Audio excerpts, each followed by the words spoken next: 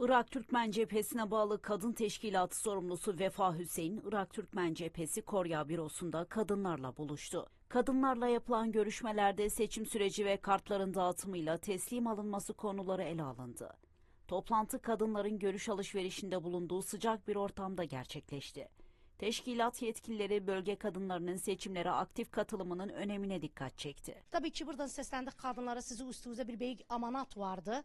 Siz geri katılasınız seçime, onun arasında da ehliyetiniz, aileniz, komşunuzu da buradan teşvik edersiniz, katılsınlar seçime. Seçime katıldığınız zaman burada bizim bir güzel listemiz vardı. Listemiz 217'di. Bu listeye sahip çıkın, bu listeye destek olun, bu listeye sesiniz verin. Her vakit diğer kadınlara bu liste bizim geleceğimizdi. Bu liste bizi getirir en güzel yerlere. Buradan da Çinci Konya'da geçtik.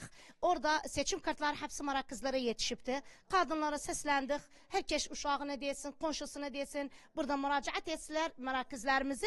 Çünkü orada yüzlerce seçim kartları kalıptı. O seçim kartları ellerine alsınlar, oylarını kullansınlar 11-11'de.